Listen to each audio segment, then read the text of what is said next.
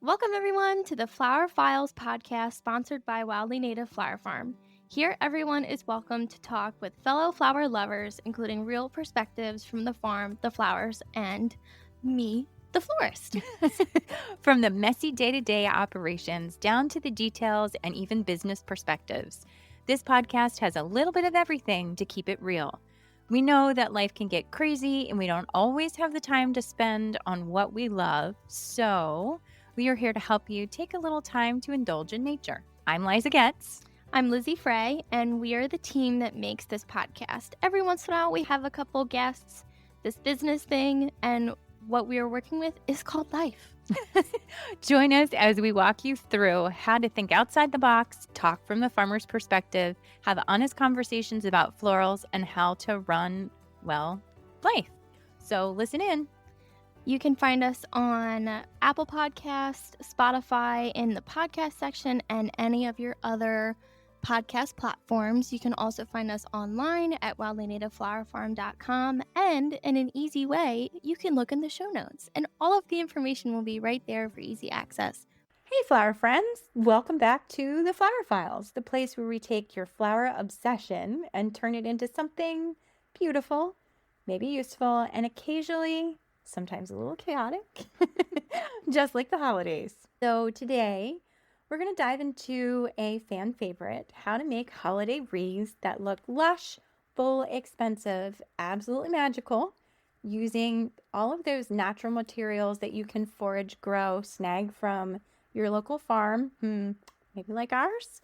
And I also brought our wreath making expert with me today, Miss Kenley. Hello, guys. So grab your clippers, maybe your hot cocoa, maybe a dog who prefers to help by stealing the pine cones and chewing them to shreds. And AKA Huck. Yeah. And let's make some wreaths.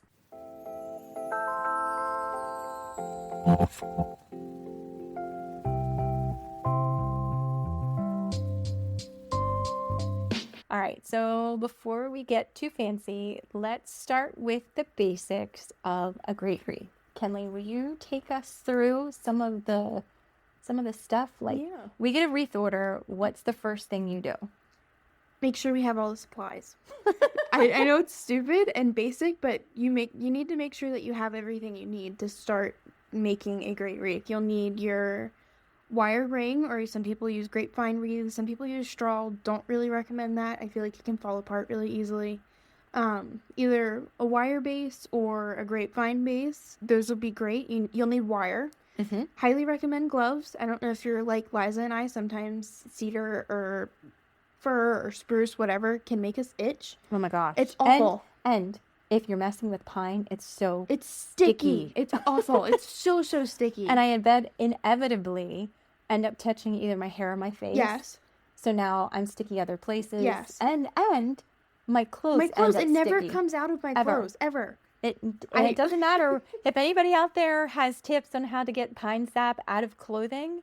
Would love that tip. Please, because I wear, like, if I know I'm making, like, a lot of wreaths one day, I'll wear one specific jacket because it already is covered in pine sap. Yeah.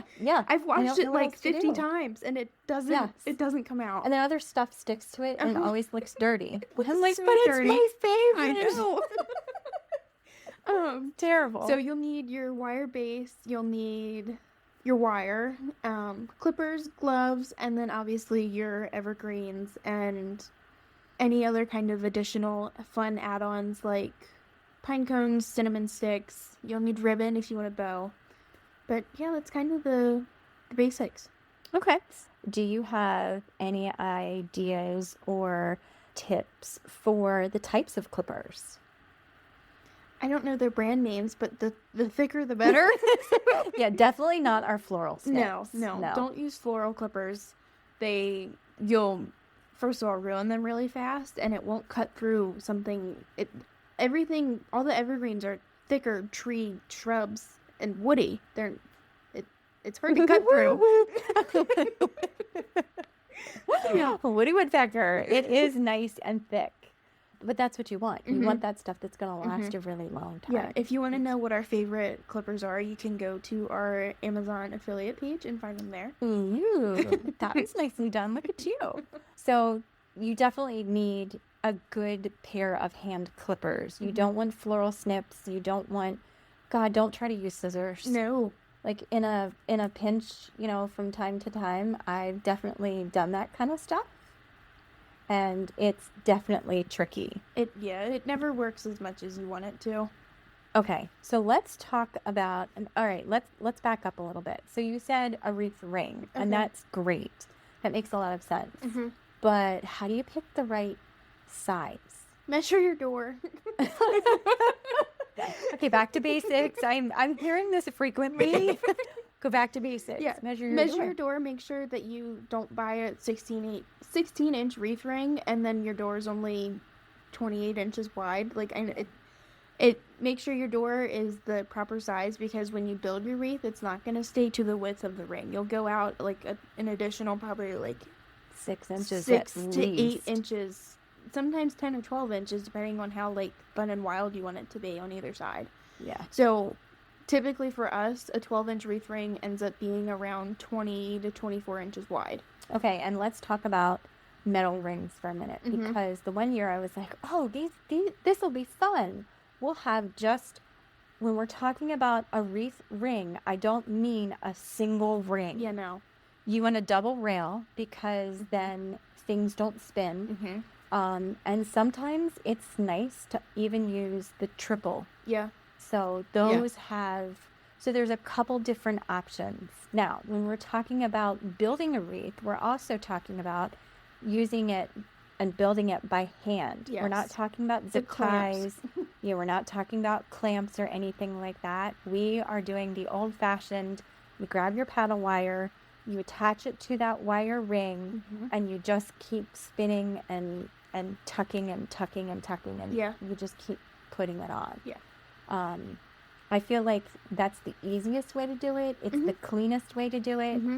We've done so many wreath classes over the years, and some people are surprised that we don't take the bundles of greens, and we'll talk about that in a little bit, but we don't take the bundles of greens and individually wire them on.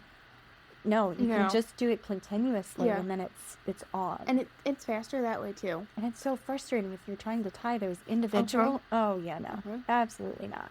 Grapevine is great, but grapevine, you have to be careful that you don't pull too hard or snap it. Yes. It can be a little crunchy, and sometimes it's not as, I don't want to say not as durable, because it's definitely durable. Yeah. But it's not as, I feel like they're harder in a way. Yeah, they can be harder, and grapevine wreaths aren't always the same width all the way around. Ooh, that's a good point. And then you've got a wonky looking wreath. Don't want a lopsided wreath. Yeah.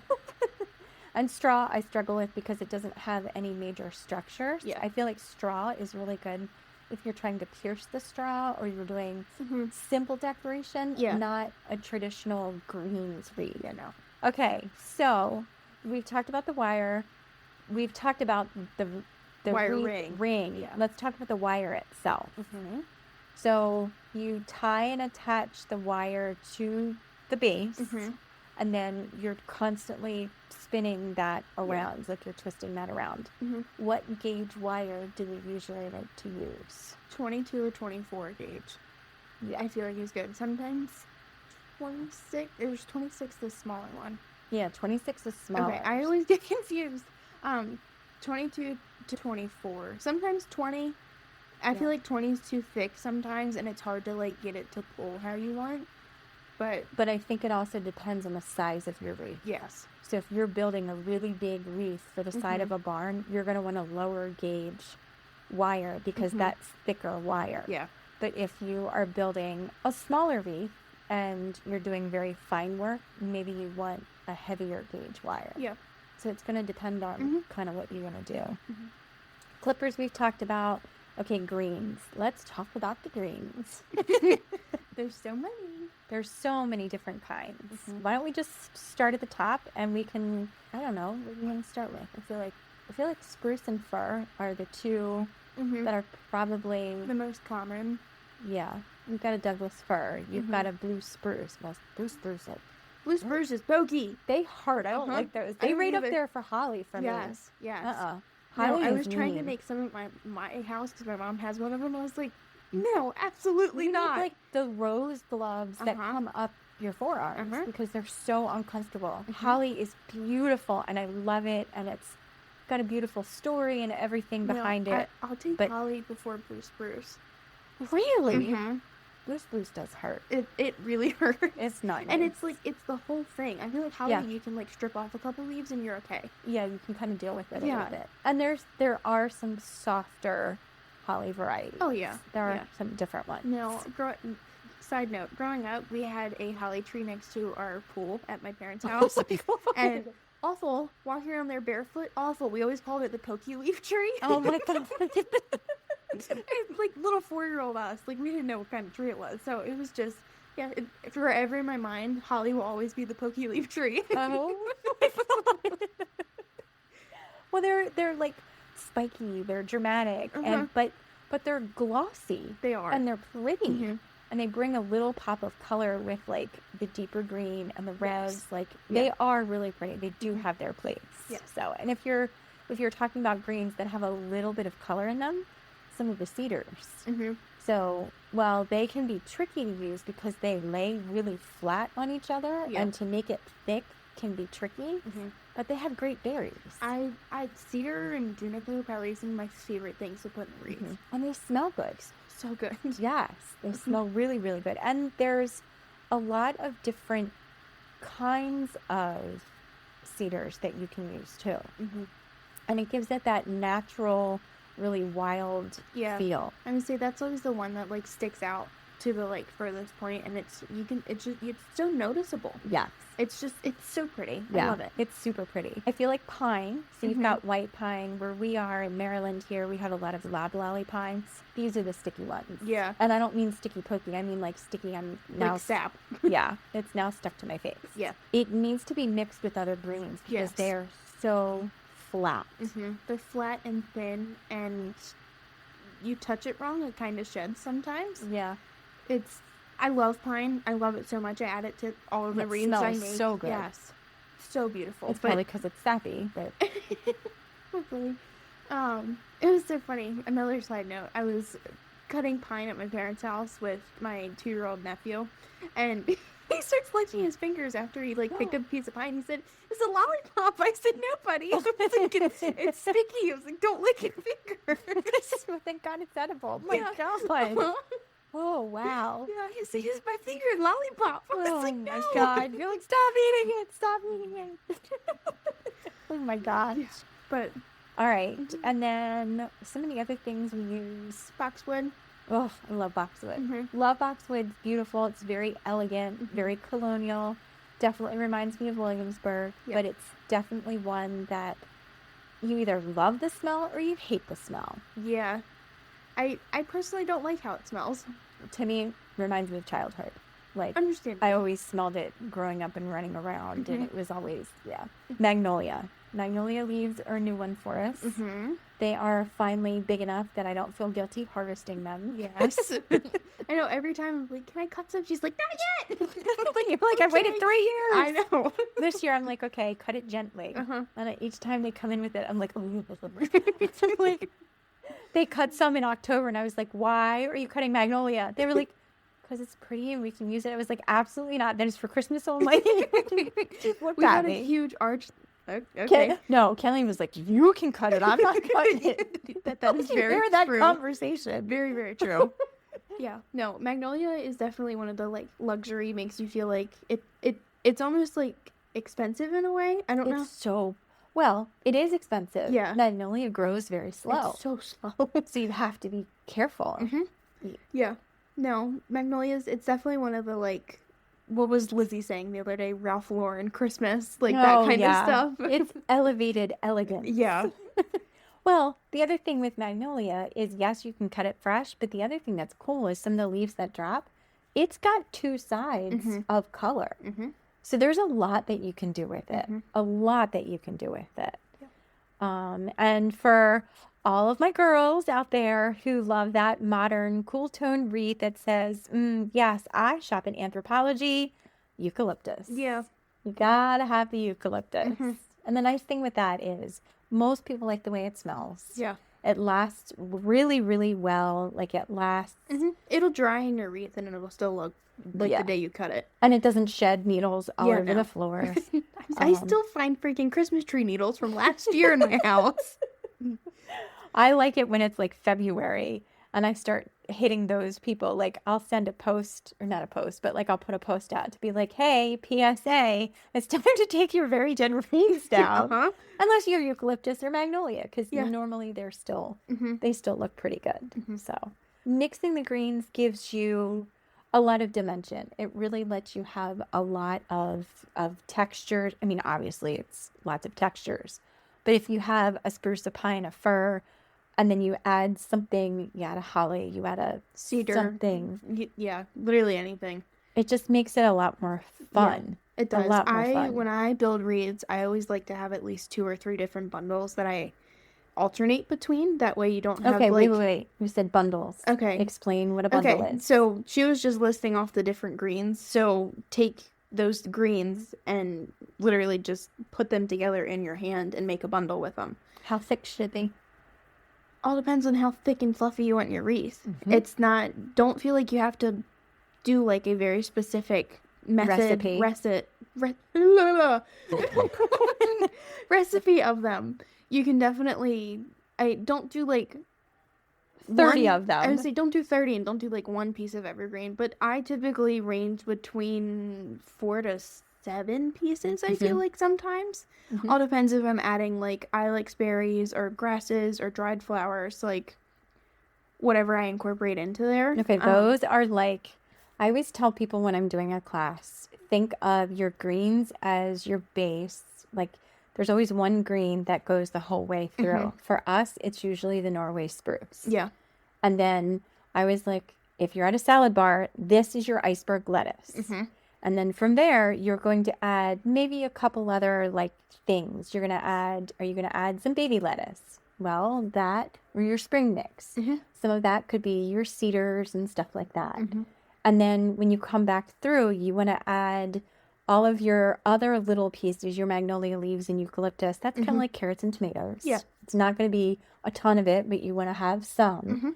And then when it comes to croutons, well, I don't know how you put on salad dressing. I can't use salad dressing as an example because that I use a lot. Yeah, definitely. So maybe it should be croutons and bacon bits and seeds. Yeah. But that's the stuff that you can add that's on top. And you can have the gaudiest wreath with all of the stuff from Hobby Lobby and Michael's and AC Moore and all of those places with balls and shiny things and all kinds of stuff. Or if you want to go in that more natural path, that's where she's talking about ilex and berries and dried flowers and cinnamon sticks and orange slices and dried grasses. Literally everything that's natural. And there's so many things that we grow out in the field that when it dies, we're like, that's okay. We're going to use that in a wreath, spray paint it gold. And everybody's like, wow, what is that? And I'm like, it was dead. Promise, it was dead. And it took me a really long time to understand that dead is not ugly. Yeah. Because there's so many different ways that you can, I don't want to say dress it up, but. No, but you are dressing it up. You're making it look festive. Yeah. Yeah. Fancy, festive, frou-frou-y. I don't know. Frou-frou-y.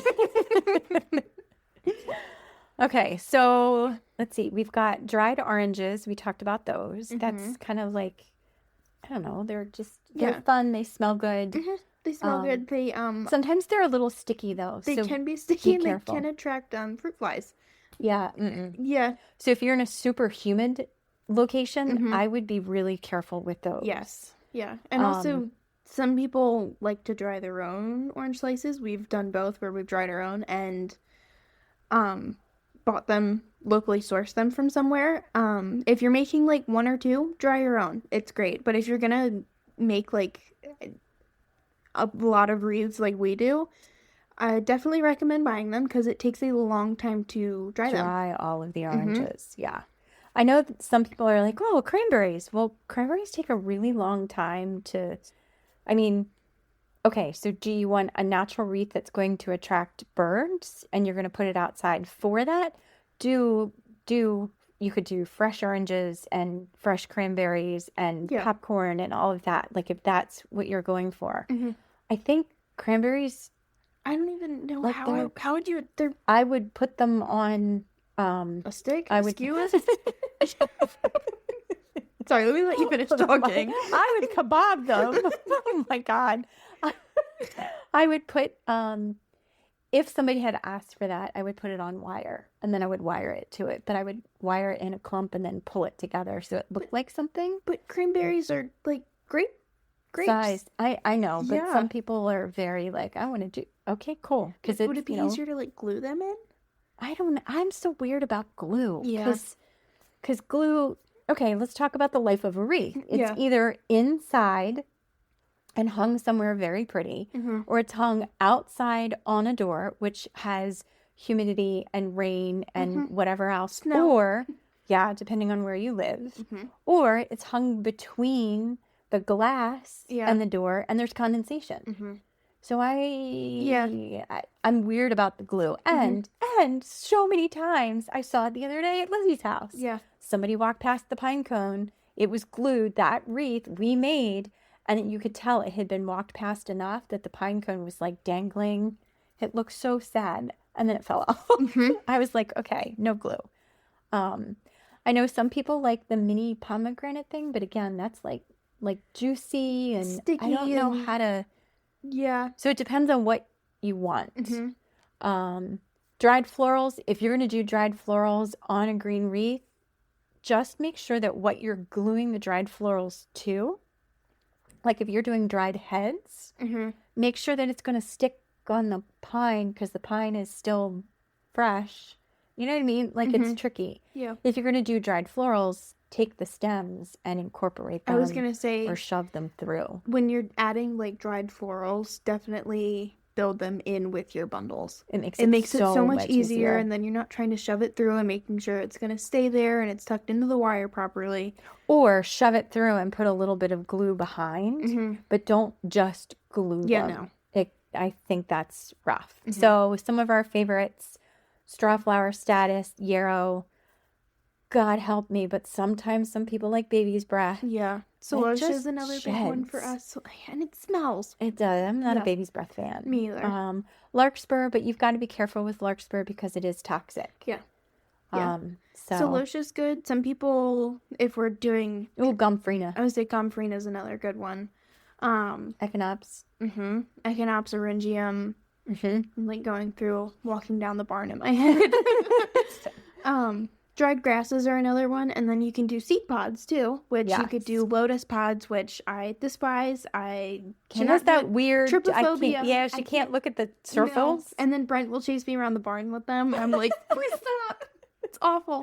I'm like, as a kid, could she not play Twister because all of the circles? Like, Twister never bothered me. interesting. Yeah. No, it's just like holes. I don't know. Oh my God.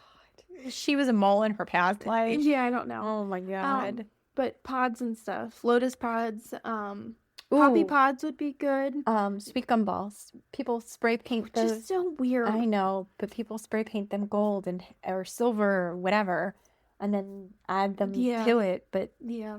I think I'm so scarred from raking them from so many years. Yeah. I hate them. Yeah. Acorns, which is cool, but You again, need a really big acorn to make it like Yeah. to be able to see it in your wreath to actually Yeah. make it make a difference. yeah, Um, it has to make sense. Magnolia pods are pretty. Yeah, they're pretty. They're very pretty. They're kind of similar to a pine cone though, so it's But not they have like, the red things that kind Yeah. of hang. Yeah. I don't know. I feel like that's one that you have to be careful with too. Like what's gonna fall out, like what's gonna. Yeah.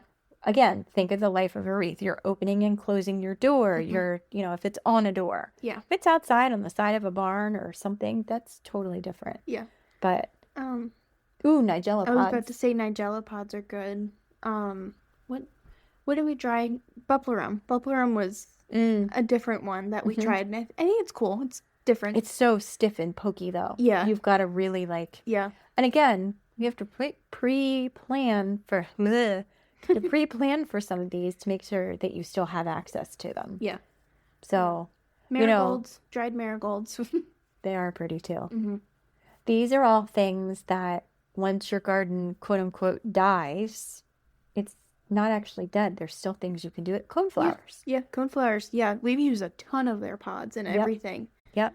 They're really, really, really And nice. if you don't know where to find dried flowers, check out our Etsy shop.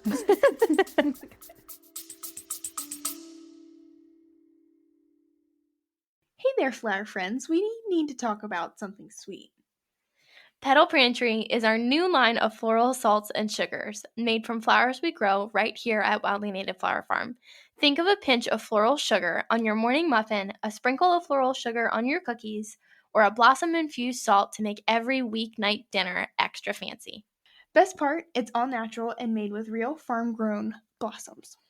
Treat your taste buds and get 10% off your first order today at wildlynativeflowerfarm.com with the code FLOWERFILES. Now, let's get back to the show. Woohoo!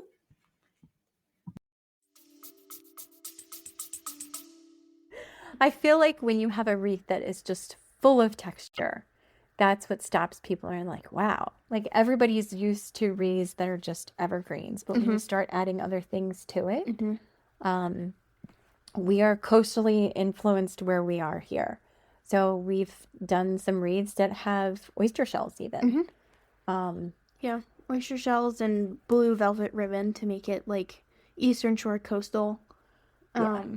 We made one wreath that was like a kaleidoscope pretty much. It was the full rainbow and all different dried flowers. And so many people on our Instagram, Facebook, everywhere that they've seen it, they just fall in love with it because it's not common. Yeah, it's so different. You add a little texture, you add something different, and it's just totally, totally bougie. Yeah. You know, it just totally changes the whole thing. So, let's see. You can tuck in some herbs if you want that kind of feel. You can tuck in rosemary. I love the smell of rosemary. Me too.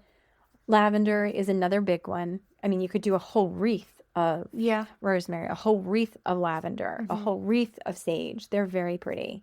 There's lots of different kinds of grasses. You've got the really fine, fluffy. You've got there's so many different kinds. Yeah, and they're all pretty. The only thing I would say is if you're out foraging, know what you're foraging because where we are, down near some marshes, there's a really invasive grass. I cannot. I can't. It starts with an S, doesn't it? No, it starts with a P, isn't it? Or is it really invasive grass? I can tell we're tired. Phragmites. Thank you. Yeah. Where'd you get that? I don't know. Phragmites. Phr. It ends in S. Oh my god. Phragmites.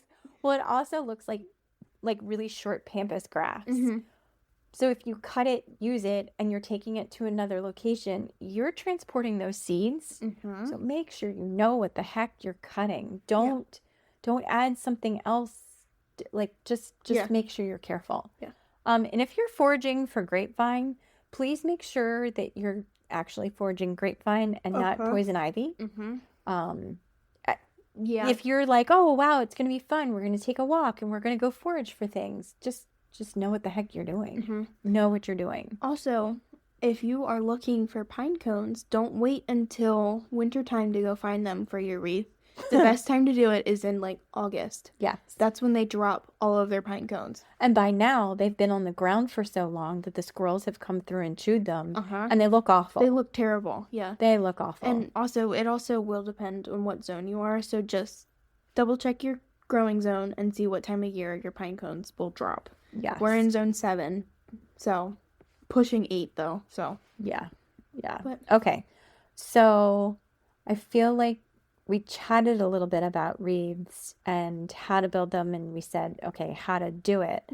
But should we talk about how to do it step by step? Or I think that's really hard to do while we're talking. Yeah, it's hard to do, but we have a blog on it, so you can check that out. We've got a blog, we've got a YouTube, we've got like all of the things about it. So if anything that we're talking about doesn't make sense, go check those out because a picture, a video is worth 1,000 words, Mhm. maybe 1,000,000 words. Mhm. So, one of the other things we didn't talk about is ribbon. Yeah, my favorite. Yeah, She is the ribbon queen. She Yeah. can tie like all of the. We did a class together, and I was like, "She's the ribbon person." I thought she was going to murder me that dude, day. there was like Like 50 50 people. people at that, and all of them were coming up to me and asking me to make their own bell. I was like, I don't know if I can do it. You're like, my fingers are broken. Yeah, but ribbon's fun. It's a fun way to like add other colors or textures to your wreath. There's so many different kinds of ribbon. Mhm. I will say for fun bows, make sure your ribbon is wired. It Mhm. will make it be fluffy and like sturdier, I guess. It And won't it's so like much nicer. it's so much easier to work with too. It's so forgiving. Mm-hmm. So forgiving. Very Because much so. you can watch the videos over and over about tie it around this pole, tie it around this pole, do the twist, do this, do that. And I don't know. To me, after a while, it feels like origami, and then I can't do it. And I'm like, I'm done. I'm out. I'm out. Yeah, I get that. But I can No. knit and you can crochet. So maybe there's Yeah, like, yeah. I was like, me and Lizzie are typically pretty good with bows, and Liza's is like, just let me build the wreath. yeah, give me the greens. Just give me the greens. Yeah. So, and when you're finished building your wreath, pick it up Mm-hmm. and like play with it some. And also, like, it helps to step back and look at it. Like, if you have somebody that's there with you, have them hold it and take, like, 3 steps back and look at it. Because Yeah. a lot of the times, I don't know how I've done it, I've built wreaths that are square. I'm like, how did I... It's on a circle ring. How did I make it square? And here is your full permission that if you make a wreath and a certain section is too thick or too long, it's okay to clip it. It's okay to clip it or add other stuff to it. Yeah, Mhm. I'm fascinated when I do the wreath classes. People are like, "Am I allowed to?" I'm like, "It's your wreath. Uh-huh. Cut the greens. Uh-huh. It's not going to hurt the green to cut the tip off of it. Like, No, it's okay. fit it to where you need it." I think that's too long. I'm like, you can either yank it through, Mhm. or But you then can, if you yank it through, you're loosening your wire, and then it has a chance of falling out. Just cut it. yeah, just trim it down. Mhm. Trim it down. Okay, so a couple quick style ideas. So you've got the wild woodlands, where you can add your pine cones, acorns, juniper berries, and grasses. Mhm. That's that enchanted forest feel. Yeah, and you could even find some like cute mushrooms to add into it too if you wanted. I would encourage you to get fake. Oh yeah, fake mushrooms, not real. Do not forage for them. Oh my God. I should have clarified. Kelly's over here shrooming. Dude, don't say that. Let's talk about a coastal holiday wreath. What would you add for that? So for us on the eastern shore of Maryland, oyster shells, Mhm. crab shells if you really wanted to, a blue ribbon of some sorts. Mhm. You could try and add like small pieces of driftwood. You Mhm. could find seashells of any kind. I almost feel like that leans more eucalyptus. I would say feel. you could get eucalyptus in there because eucalyptus is kind of like silvery and blue. Mm-hmm. It'd be really pretty. You could maybe try and incorporate grasses because beach grasses if you wanted. Yeah. Starfish if you had any like dried starfish. Because I randomly have them in my Yeah. junk drawer. Yeah, exactly. Sand dollars would be cool. That would be amazing. Mm-hmm. There are a ton of really cool seashells and things Yeah. that you could add. That Mhm. would be no problem. Okay. So let's talk about the Martha Stewart wreath. What would that be? That would be that like citrus and yeah. garden wreath, I think. Yeah. She'd have the luxury greens like magnolia and Fir and and all of the things. yeah. And then I feel like she would probably have those damn cranberries in there. Probably. She'd figure out a way to put them in there. would. She'd be cranberries and pomegranates and whole oranges and... And she would never be sticky. No, of course she wouldn't. She'd have her cute floral gloves on. Oh my gosh. And her pink clippers. Yes. Yes. Yes. Yes. Okay. So let's talk about that anthropology vibe. Maybe that's that magnolia and gold and cedar and Those would be like spray painted gold. Pine cones. You could add the like little like Christmas ball ornaments.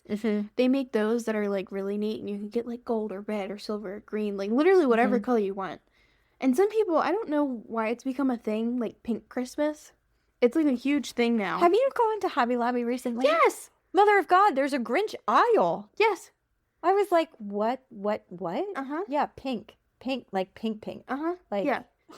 Pink Christmas and like Grinch themed is just so Yeah. like hardcore now. like it's like it was a whole dedicated aisle. Uh-huh. I was And like, it's like the okay. lollipops and the blue and pink swirls. I'm like, it's cute, but like I don't think of that when I think of Christmas. No, I think of that with like Munchkin Land and Oz. And like Easter. yeah. I mean, it's very cute. Oh yeah, And it's it's very Sugar cute. Plum Fairies. Uh-huh. I get it. But I was like, oh. Yeah, and it just like came out of nowhere. It's like, Yeah. oh, okay. All right, that's a thing this Yeah. year. I get it. Yeah. But okay. Okay, so the vibe for the Yeah, we totally got sidetracked. the super magnolia gold wreath, you Mhm. know. And you could add velvet ribbon. That'd like add Yeah. it and like spruce it up. Spruce it up. I It's know. you have to have the $1 million home to put it on. Yeah. Even if yours isn't, you can be like, here's my $1 million wreath. Uh-huh. So this is basically your crash course in building a wreath. You know what? Bottom line, it doesn't matter how you do it. It matters that you have fun with it. Exactly. You know, Yeah. whether you get a do-it-yourself kit, whether you go somewhere and you buy one and you add your own additions, Mhm. whether you go to a wreath party together with friends, Yeah. whatever it is, Mhm. just have fun with it. Yeah. There are no rules. No, there's no rules to it. Just make it Mm-mm. fun and pretty and design it however you want and like. Yeah, they should be natural, beautiful, and brag-worthy. Mm-hmm. So whether you're making it for yourself, whether you're gifting it to somebody, maybe if you're selling at a farmer's market or a roadside stand, remember, let nature do all the heavy lifting. Yeah. Yep. Very true. Thank you for joining me today, Kenley. You're very I welcome. It was appreciate wonderful to share with you guys again. It's been a while.